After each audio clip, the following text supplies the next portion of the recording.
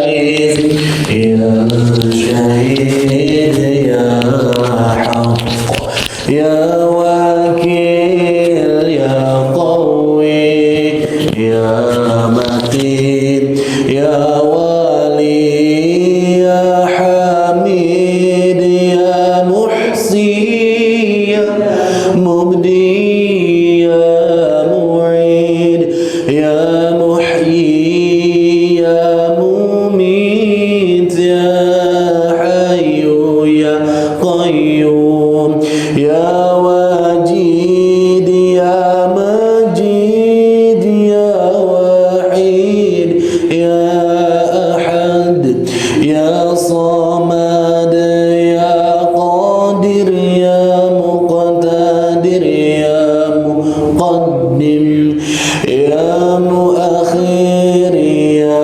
أول يا أخير يا ظاهر يا باطن يا والي يا متعالي يا بر يا تواب يا منتقم يا عفو يا رؤوف يا مالك الملك يا ذو الجلال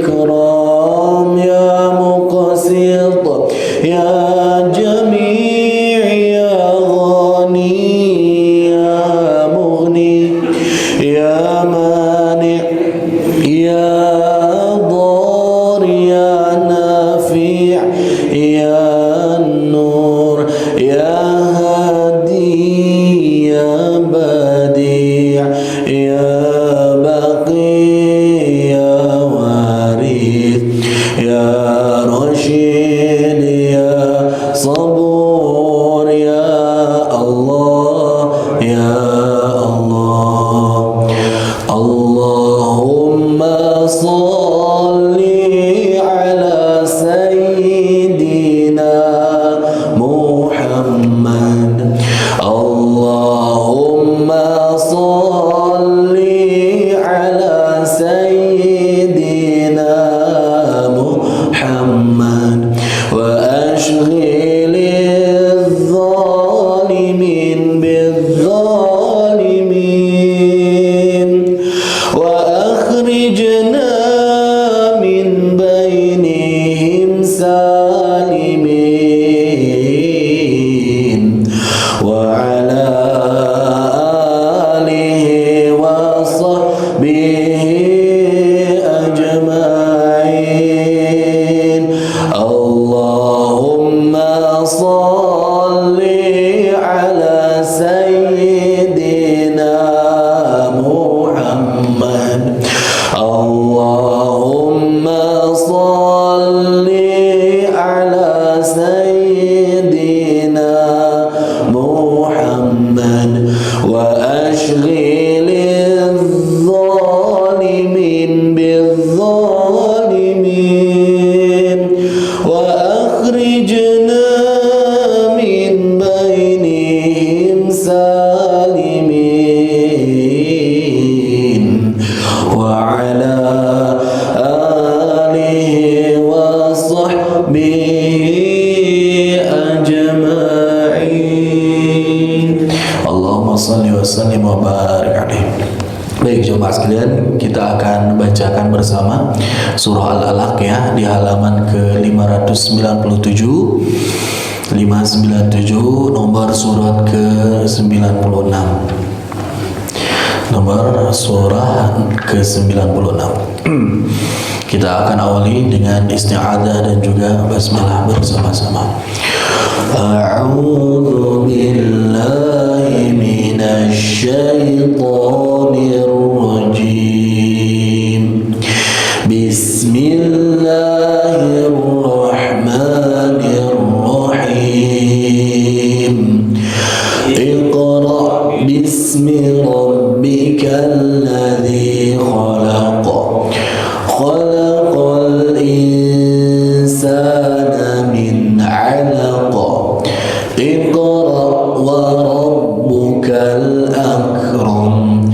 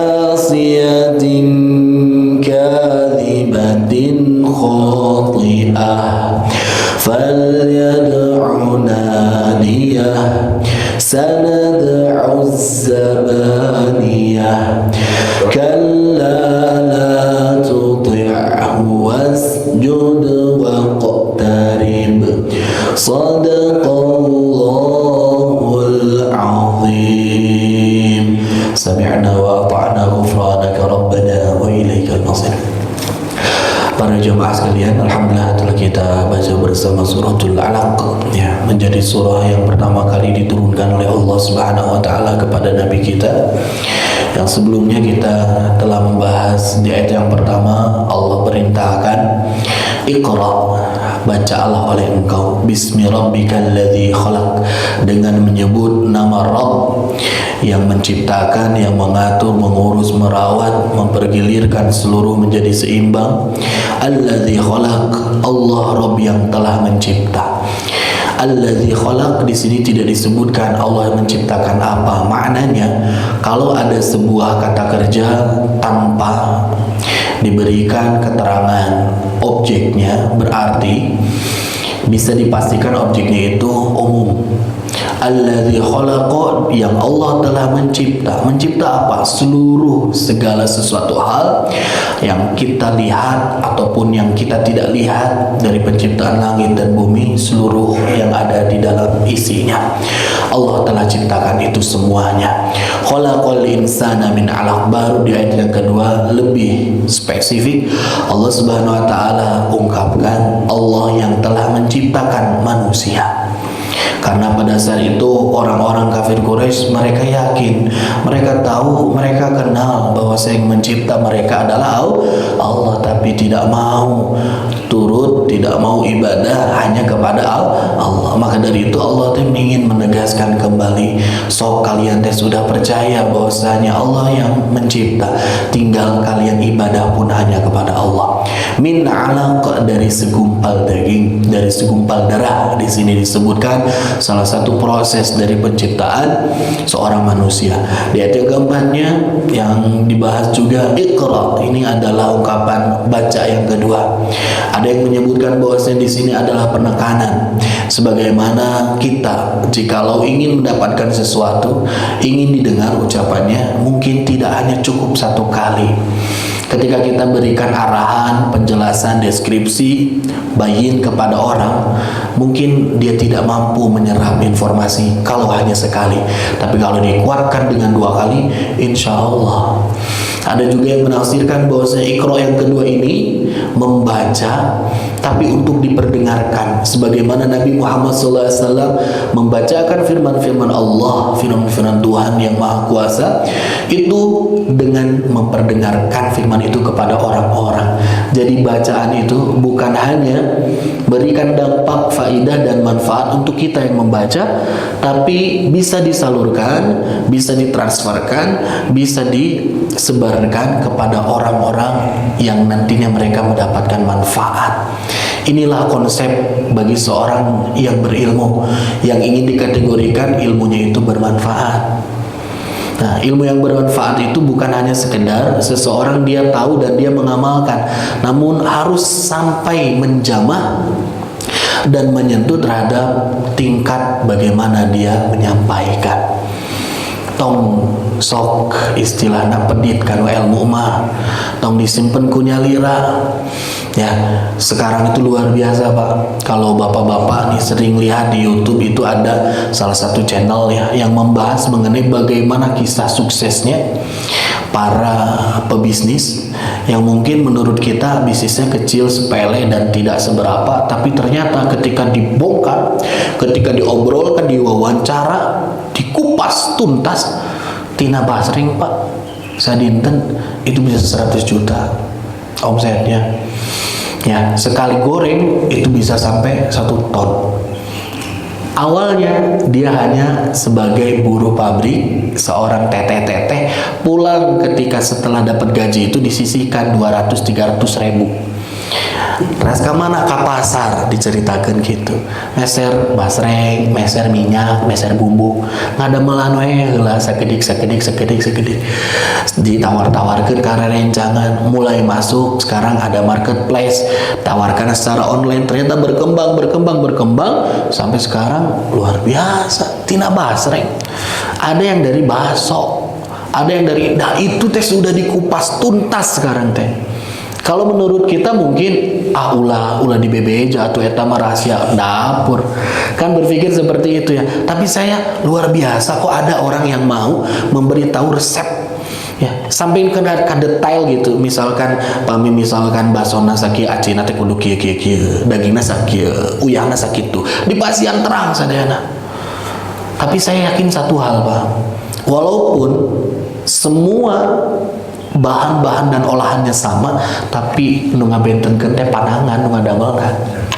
Ya, Bapak sadayana ayeuna di pasian coet sareng mutu. Sambal ngadamel, sambal tarasi disiapkeun, cengekna aya, uyahna disiapkeun sadayana sami. Pas direndos teh Pak, pas seberes cobian, bararenten asli eta teh. Ya, janten ternyata sudah ada ya jalannya, sudah ada nasibnya, dalam arti seperti itu. Ada orang yang mungkin meniru tapi tidak mungkin bisa ceples sami pisan. Itu luar biasa. Dan ini adalah salah satu konsep bagi orang yang ingin ilmunya itu bermanfaat. Dengan cara apa? Bukan hanya untuk dikonsumsi pribadi ilmu itu, tapi disebarkan. Bahkan kalau ilmu agama yang disembunyikan, sengaja dia sembunyikan, gak mau dia dakwahkan kepada orang, itu termasuk kitman. Nah, dia itu orang yang akan diancam oleh Allah Subhanahu wa taala pada saat hisab. Kunaon anjeun belajar wungkul, kangge diri anjeun ari tatanggi, ya, ari putra, ari wargi, ari incu keturunan saudaraنا teu dipasihan arahan, teu dipasihan bimbingan. Itu adalah suatu hal yang berat. Oh kitu mah atuh tong milaren ilmu seueur teuing bisi hese. Eta ge sami kaancam Pak, jalmi nu alim nyiar ilmu ge sama. Ya, diancam juga dia agar mau mencari ilmu, karena yang namanya tolabul ilmi itu fardhatun ala kulli mu'minin ala kulli muslimin, adalah sebuah fardu kewajiban yang tidak pernah bisa kita lepaskan. Nyiar ilmu mah kedah teras gitu. Nah, jadi jamaah sekalian, Iqra yang kedua itu adalah memperdengarkan dari apa yang kita renungkan, dari apa yang kita hasilkan dari ilmu yang kita dapatkan. Wa rabbukal akram, dan Tuhanmu al-akram, yang maha mulia, yang maha mengasihi dan sebagai maha yang paling dermawan. Allah Subhanahu wa taala dengan kebaikan dan kedermawanannya menjadi al-akram, akramul akramin, yang paling mulia di antara yang mulia. Samulia-muliana jalmi, sabager-bagerna jalmi, nalika anjeuna ya masihan teras, tapi nu dipasihanan teh malahan teleres gitu Pak, maka besar kemungkinan bahwasanya dia tidak akan lagi memberi. Karena apa? Ayo tentu diberi tapi gitu kan gitu. Tapi Allah mah tidak. Walaupun yang diberinya itu kita yang banyak maksiat, yang banyak khilaf, yang banyak dosa, tapi tetap ya Allah mah masihan gitu. Berbeda dengan pemberian makhluk ya. Ketika makhluk memberi mah kita memberi ya, kahayam we kasato gitu nya. Di pasian gitu nya ku satona teh di dahar gitu. Tapi lamun teu di dahar kan isukan mah moal dipangjieunkeun deui kan gitu. Kita mah kadang seperti itu, tapi Allah mah akramul akramin. Dan di ayat yang keempatnya allazi 'allama bil qalam, ini adalah satu proses yang dimana Allah ungkapkan mengawali dari isi firman Allah. Di awal ada ungkapan untuk membaca, mengolah, ya, menganalisa terhadap fenomena sosial, fenomena alam. Dan di allazi 'allama bil qalam, dan Allah Subhanahu wa taala menyatakan Allah lah yang memberikan pengajaran bil qalam. Ada sarananya dengan apa? Dengan pena.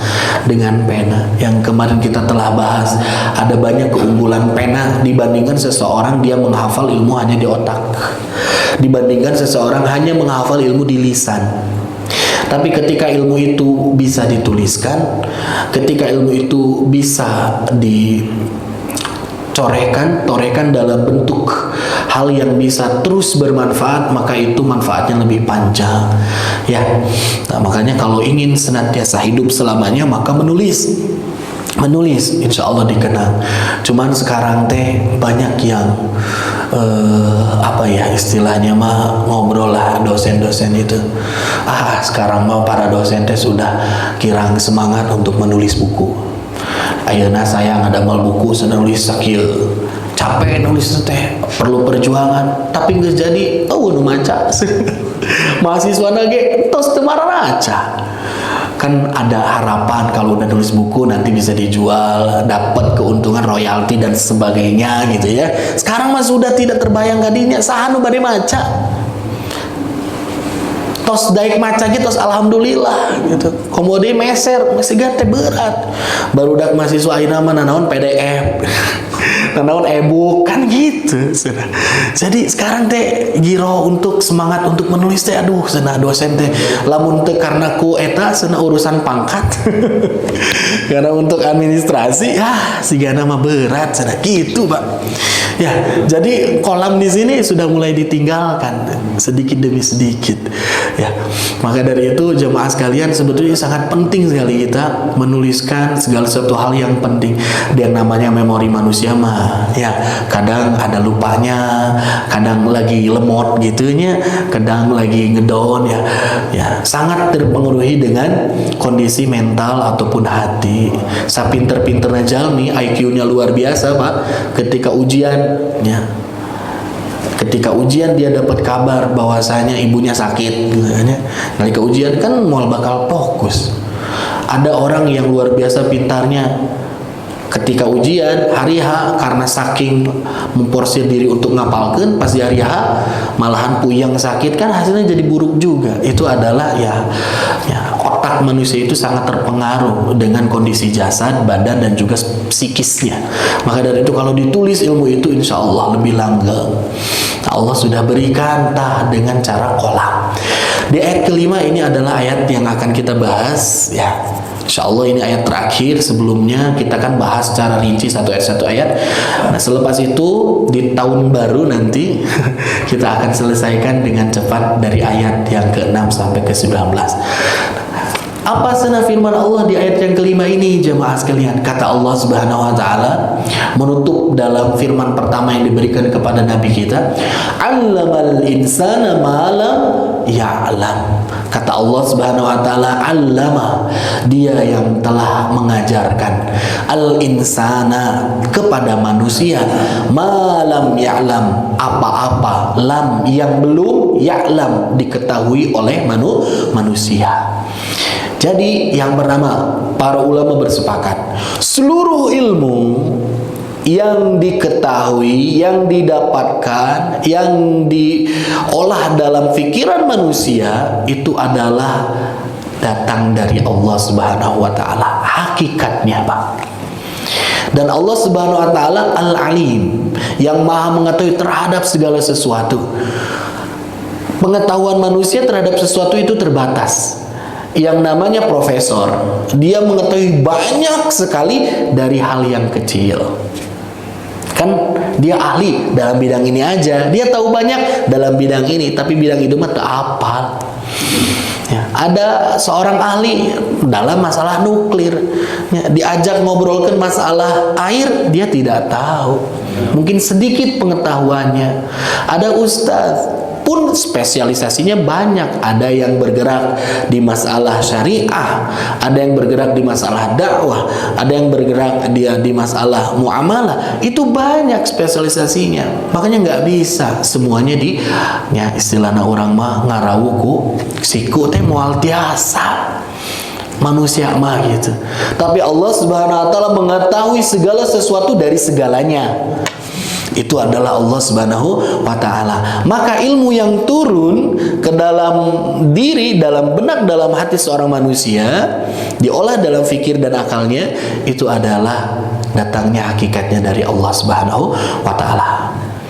Tapi bukan berarti pleng nu teu ngapalkeun, nu teu diajar tiba-tiba set langsung ngarti, langsung apa, henteu kitu. Allah pun membuat sunnatullah, membuat sebuah ketetapan, membuat satu kepastian, ada jalannya segala nage.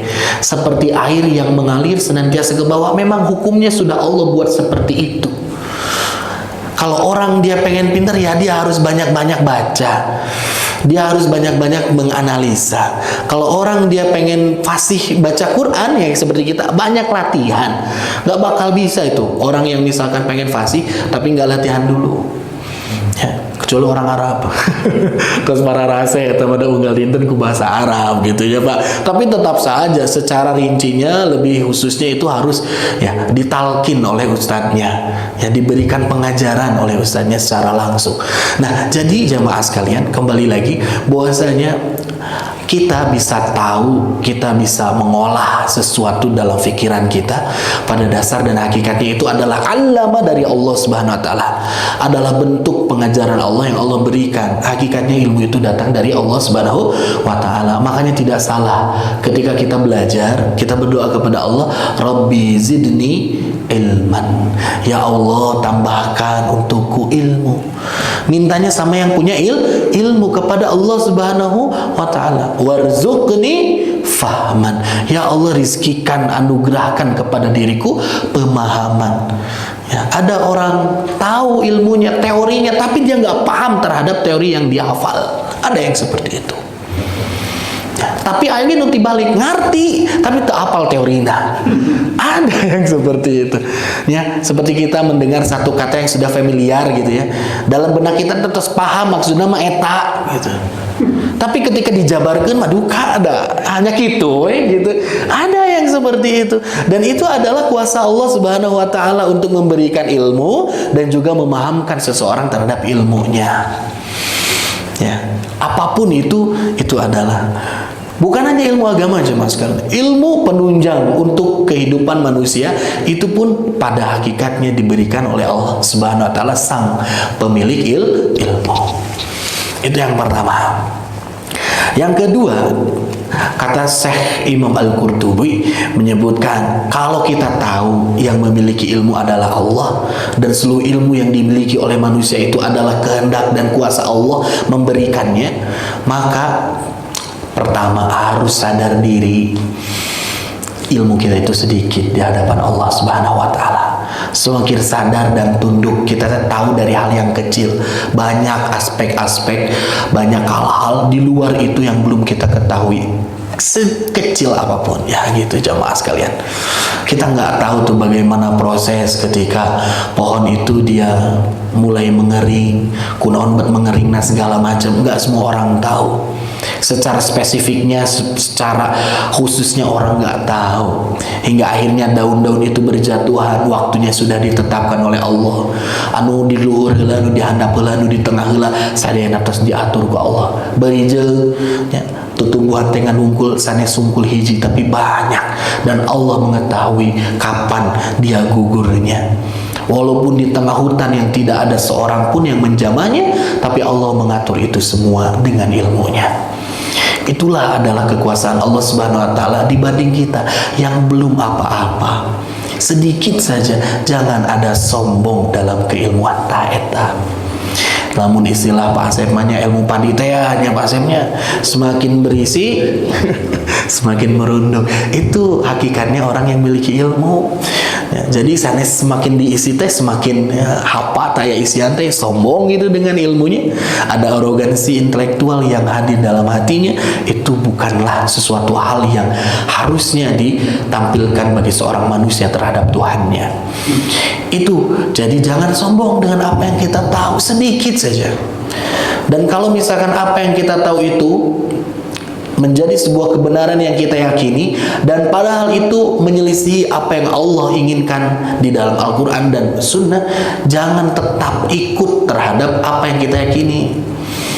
Ya, harus kembali meruntut kepada Al-Quran yang Allah juga dijadikan Al-Quran sebagai barometer, sebagai satu standar yang baku untuk menilai ini baik atau buruk, ini benar atau salah, ini sahih, ini lurus atau sesat.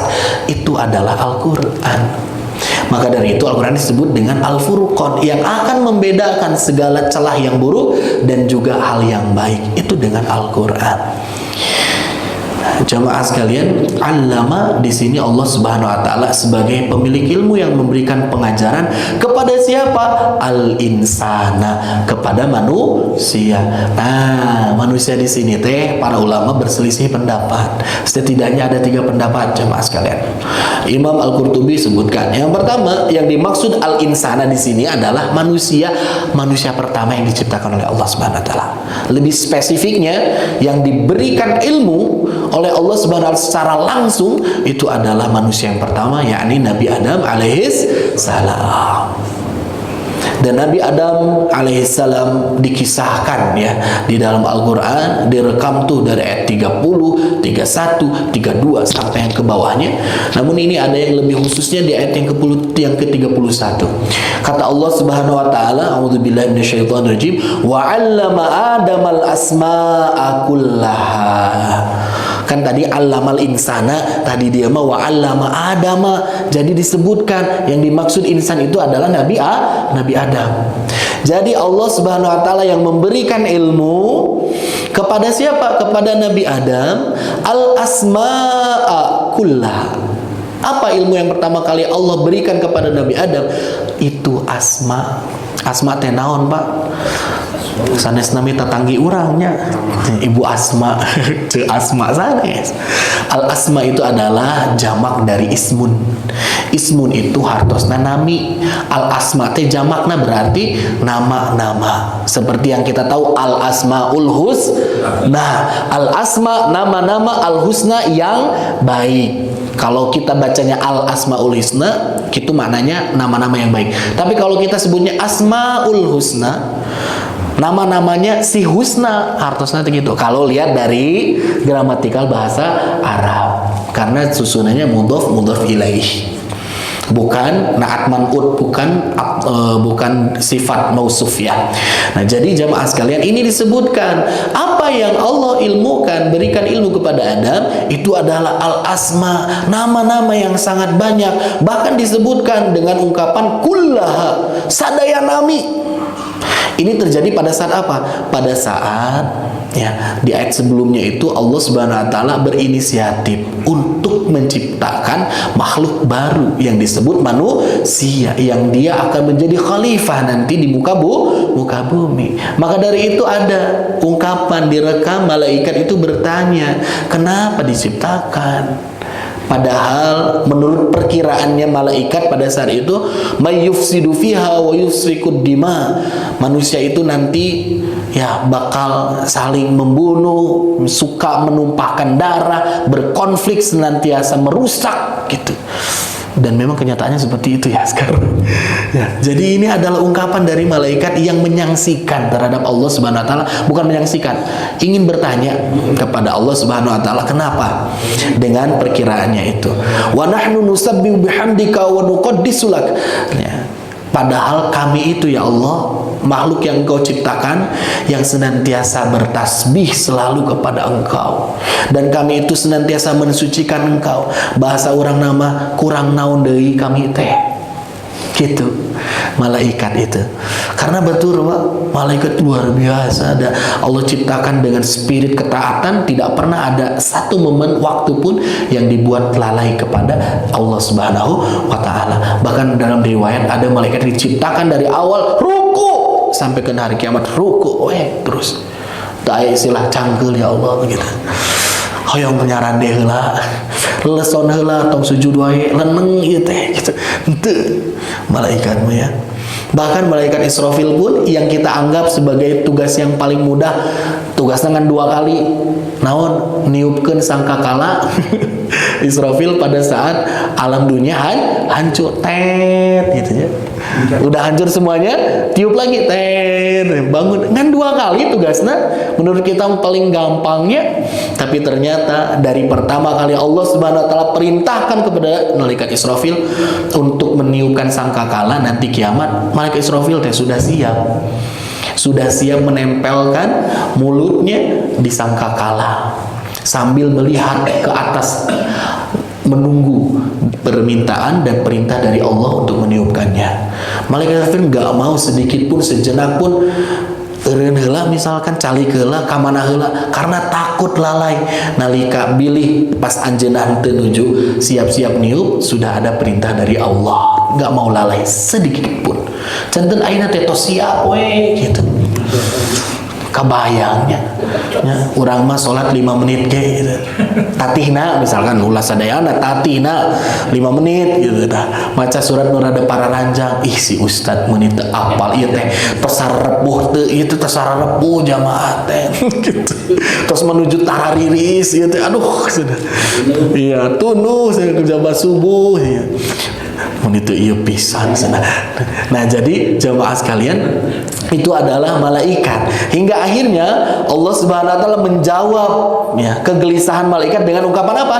Inni a'lamu ma la ta'lamun. Aku yang tahu dari segala sesuatu yang kamu tidak tahu. Nu apal mah saya suara Allah itu. Kamu nggak tahu.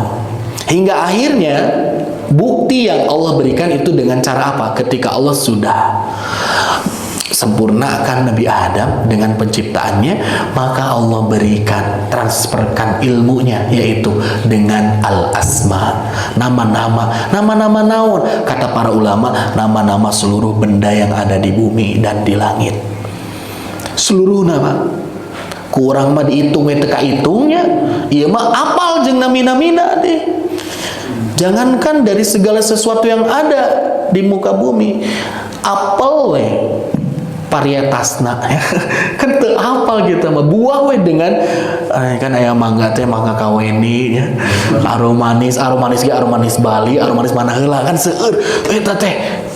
Luar biasa banyaknya. Nabi Adam diberikan pengetahuan ilmu oleh Allah mengenai hal itu.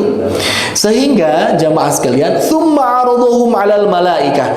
Kata Allah Subhanahu wa taala perintahkan kepada Nabi Adam, sok benjer beaskeun teh mengenai nama-nama itu. Engkau sebutkan nama-nama itu kepada para malaikat. Karena malaikat mah belum tahu ilmunya. Sehingga para malaikat mengungkapkan di ayat yang berikutnya, qalu, mereka menjawab ketika Nabi Adam diberikan ilmu itu bisa menyebutkan seluruh benda-benda, subhanaka la ilma lana illa ma 'allamtana innaka antal alimul hakim. Kata malaikat di situ langsung dengan penuh ketundukan menyebutkan subhanak, maha suci engkau ya Allah, la ilma lana, kami itu nggak punya ilmu, illa ma 'allamtana, melainkan apa yang engkau berikan ilmu itu kepada kami. Innaka antal alimul hakim, sesungguhnya engkau wahai Allah, engkau adalah yang maha mengetahui dan engkau adalah yang maha bijaksana. Ini teh adalah ungkapan bentuk ya kepasrahan dan juga ketundukan dari malaikat dengan apa yang Allah Subhanahu wa taala sebutkan, inni a'lamu ma la ta'lamun. Memang benar Allah mah yang lebih tahu dibandingkan saya. Ini adalah bentuk satu gambaran dari angkat tangannya para malaikat itu, nya abi mah teu apal dah masalah ieu mah Adam nu apaleunana. Nah jadi jamaah sekalian, ini memberikan satu pembelajaran. Kalaulah misalkan kita tidak faham dalam satu urusan, tidak terlalu menguasai terhadap masalah, tidak terlalu banyak informasi yang kita ketahui terhadap hal yang dibicarakan, tong sok pipilueun gitu. Tong sok sotoy bahasa barudak ayeuna mah gitu nya. Sok dong sok asapang apalna padahal barijeung teu apalna naon, picilakaeun nu kitu teh. Sebagaimana malaikat yang begitu mulia posisinya masih mengungkapkan dengan ungkapan yang begitu lembut. Nah, begitupun para dai dan para ustadz mubalik nih, kalau ditanya sesuatu yang mungkin dia belum tahu ilmunya, ngomong aja lah, adri, aku belum tahu, tak acan dugi kadinya, tak acan kaos babna, sudah cukup.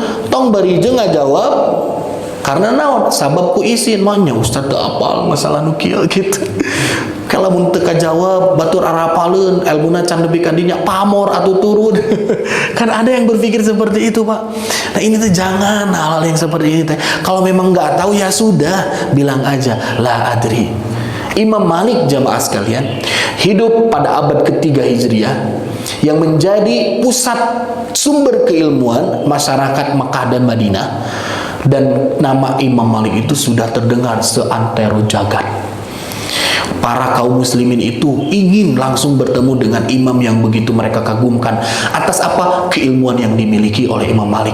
Hingga akhirnya ceritanya ada seorang kaum muslimin dari tempat yang jauh, dia ngasih tahu kabar kepada orang-orang di situ, saya mau berkunjung ke rumahnya Imam Malik.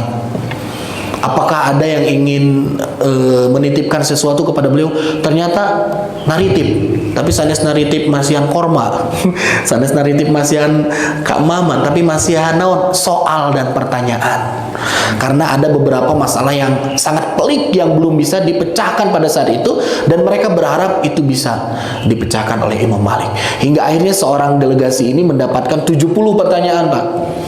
Dari jamaah itu datang ke Imam Malik, wah Imam, aduh luar biasa saya bertemu dengan engkau adalah idola saya ngefans sekali, keilmuannya luar biasa, kajiannya, literaturnya dan juga dialeknya dalam berbicara, retorika luar biasa.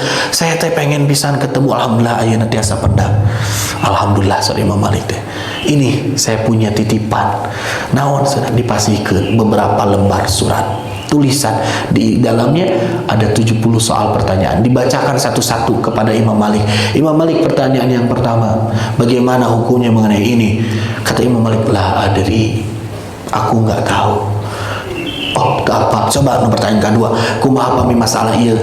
Saur anjeun kumaha, fatwanya seperti apa? La adri, la adri, la adri, la adri. Sampai-sampai ini seorang yang tadinya ngefans bingung. Ari teh engkau teh imam, engkau itu orang pinter, tahu tentang permasalahan agama segala macam. Dari 70 teh nah betilu anu kajawabna, saya sana teu kajawab. Nyebatkeun naon? Aku belum tahu, aku belum belajar, aku belum sampai. Kenapa kok bisa gitu ke seorang imam sudah? Langsung kata Imam Malik ya teh, iya memang la adri, aku nggak tahu masalah ini. Dan tolong sampaikan kepada orang-orang yang meminta engkau berikan pertanyaan, sampaikan bahwasanya Imam Malik nggak tahu. Sampaikan gitu. Teteh sekelas imam, Pak, tidak serampangan dalam menjawab sesuatu teh. Iya, sesuatu gitu. Padahal misalkan nyari osge, batur pasti percaya atuh naon anu disebatkeun ku Imam Malik teh. Tapi tidak seperti itu. Karena Imam Malik mengungkapkan, setiap pertanyaan datang kepadaku dan hendak aku jawab, aku langsung teringat dan terbayang di sebelah kanan ada surga dan sebelah kiri ada neraka. Dari ucapanku itu bisa keluar sesuatu yang membuat aku bisa masuk surga kalau ucapanku itu benar sesuai dengan ilmunya. Tapi aku sangat takut yang keluar itu adalah nafsu, maka itu ada akan menyeretku masuk ke dalam neraka. Takut bener nyarios teh. Mantak nanti ayeuna punten pami pertanyaan hese-hese teh moal dijawab ku abi mah. Sieun. Jadi begitu ya. Imam Malik eta mah nya ya. Jadi enten teu maksud kepanjaenan enggak ya. Jadi ini adalah bagaimana hati-hatinya seorang imam ya, ketika dia telah memiliki ilmu tapi nggak serampangan menjawab fatwa segala macam ya. Dan memang kata Nabi Muhammad SAW, salah satu nubuatnya nanti akhir zaman kata Nabi, ru'usan juhalan, nanti akan datang para pemimpin-pemimpin, para pemuka-pemuka yang mereka itu adalah orang-orang yang bodoh pada dasarnya. Fasu'ilu, ketika mereka ditanya, fa'aftau bi ghairi ilmin, mereka berfatwa tanpa ilmu. Kata Nabi Muhammad SAW, mereka itu sesat, balhum adol, bahkan mereka itu lebih sesat dan menyesatkan. Nah, ini adalah yang diwanti-wanti oleh Nabi Muhammad SAW. Ya, sekarang mah yang tidak tahu ilmunya pun bisa berbicara tentang agama gitu ya. Serasa pang benerna sama itu ahlu kitab itu dengan kita, Tuhannya sama, agama samawi. Jangan seperti itu. Allah adalah yang Maha Rahman Rahim. Allah yang menentukan seorang masuk surga atau enggak walaupun dia bukan agama Islam. Pret, itu mah udah belum apa ya, melewati batas gitu ya, seperti itu. Nauzubillah. Gak apa-apa nggak sholat, kan nanti Allah yang memutuskan, bukan kamu. Ya, orang saya tuh nyarios teh dari firman Allah gitu, sanes dari diri sendiri. Nah, jadi jamaah sekalian, yang pertama yang diberikan ilmu di sini pengajaran langsung adalah Nabi Adam. Yang kedua siapa? Nah, yang kedua itu Nabi Muhammad sallallahu alaihi wasallam. Nabi Muhammad yang diberikan ilmu, sebagaimana dalam firman yang lain, wa 'allamaka, kata Allah Subhanahu wa taala, dan Allah lah yang memberikanmu ilmu, malam takunu ta'lam, terhadap sesuatu yang mungkin engkau belum tahu. Apa rahasianya ilmu ini diberikan kepada Nabi Muhammad? Nabi Muhammad yang kita tahu adalah Nabiyul Ummi. Dia nggak ngerti baca, nggak tahu nulis. Tapi di samping itu Allah berikan amanah yang sangat besar berupa kitab. Yang kitab itu bukan hanya didengar belasan lusinan orang, bahkan kitab ini dipercayai oleh miliaran orang. Tapi yang membawa kitabnya seorang yang ummi. Di satu sisi ini adalah tantangan besar bagi diri Nabi Muhammad SAW dalam statusnya yang tidak bisa baca dan tulis, tapi diberikan amanah untuk membawa kitab yang begitu agung di dalamnya dan juga begitu dalam maknanya. Itu adalah Nabi Muhammad SAW. Maka dari itu Allah berikan kejeniusan pikiran kepada diri Nabi, yang merupakan salah satu hal yang menampakkan kematangan dalam berfikirnya Nabi. Dan itu adalah ilmu yang Allah langsung berikan kepada Nabi berdasarkan ilham dan juga wahyu, langsung diarahkan ke Allah Subhanahu wa ta'ala. Itu siapa? Nabi Muhammad sallallahu alaihi wasallam. Yang ketiga, siapa al-insan di sini? Al-insan di sini adalah manusia secara keseluruhan. Jadi seluruh manusia itu dapat pengajaran dari Allah Subhanahu wa taala. Ya, yang awalnya ketika dia baru dilahirkan dia nggak tahu apa yang dia lihat itu namanya apa. Tapi berselang waktu Allah berikan kemudahan untuk mencerna, menangkap informasi. Tidak semua orang yang mendengar langsung faham. Tidak semua orang yang ketika dia mendengar bahasa ibunya langsung bisa mengucapkan. Bayi itu ya Pak ya, berbeda-beda. Tumbuh kembang bayi itu tidak bisa disamaratakan. Yang ada itu adalah rata-rata saja, tapi tidak bisa disamaratakan. Usia 2 tahun teh kudu nama tos capetang. Anak kamu mah mantang natong di berewe bala-bala. Kan ada yang seperti itu. Ya, di pasien teh cenah sayur, di huapan teh nu bener ieu mah cenah. Ya, zaman nu kieu mah seupaten tos teu ieu deui ku sendok cenah. Ya, kan zaman kapugur mah Pak, jangankan ku tangannya dari mamah teh diseupah heula, digegel heula, dilembutkeun heula, nembe di ka budakna teh. Ku zaman ayeuna mah ku sendok. Barjeng sendok lagi khusus Pak eta teh kudu bahan lagi bahan naon gitu lah.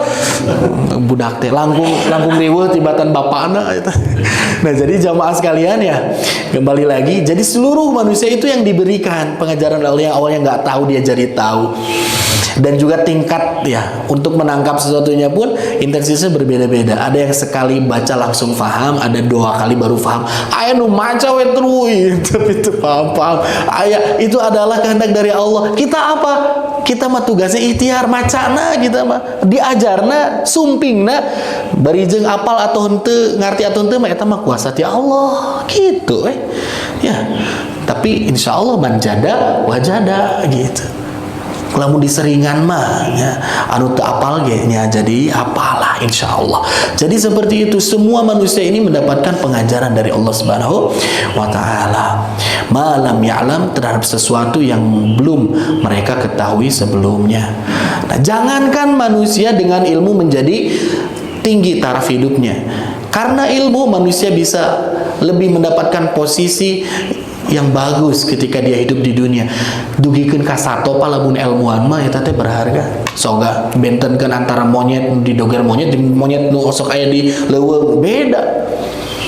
Monyet anu doger monyet mah gaduh ilmu, da dididik heula nya, ditatar heula, tiasa memotoran, bahkan tiasa jungkalit, ruku, sujud eta teh.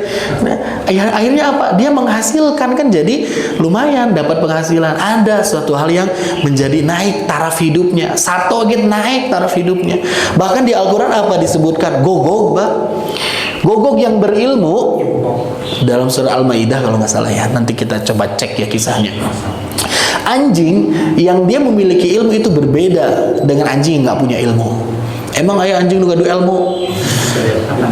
Iya, ilmu di sini kalau dalam Quran itu Al-Maidah itu menyebutkan ilmu mengenai berburu. Anjing yang dia memiliki keterampilan berburu yang sudah diberikan pengajaran oleh majikannya itu akan menjadikan status hukum hewan yang diburu oleh anjing itu berubah. Kan kalau misalkan kita berburu dengan cara apa? Memanah, nembak, ya ataupun apalah, itu bisa kita ganti. Yang awalnya harusnya disembelih dengan mengucapkan Bismillah Allahu Akbar, jadi ketika mau melesatkan anak panahnya kita sebutkan Bismillah minimal segitu. Lalu misalkan benang tah ka uncal, benang ka rusa kena ke hewan buruan, maka hewannya jadi halal karena di Bismillah heula. Lamun paeh teh jadi bangke eta mah. Ya. Beda jeung misalkan kita mendak aya uncal nu tiba-tiba gelepek we paeh gitu. Eta mah teu tiasa dimakan karena dia nu bangke teu basmalah heula. Berbeda ya dengan yang tadi saya sebutkan antara anjing yang dia itu punya ilmu, ketangkasan dalam berburu dan yang tidak. Itu berubah hukum fikihnya, status dari hewan buruannya.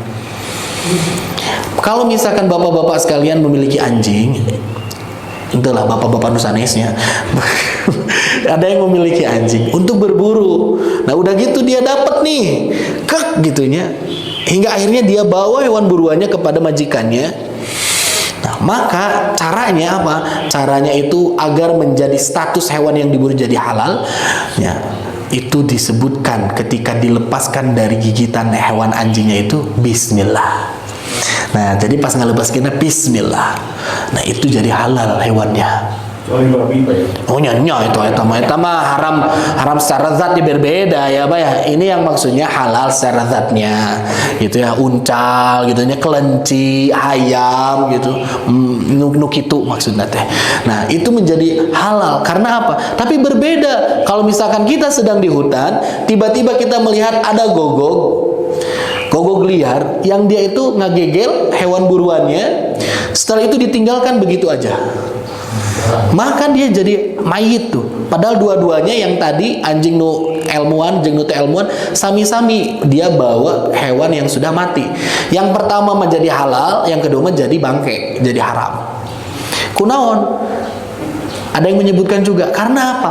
Kalau gogok yang sudah diberikan penataran, dia itu tahu ketika dia berburu maka hasil tangkapannya itu pasti diberikan kepada majikannya, bukan dikonsumsi untuk pribadi.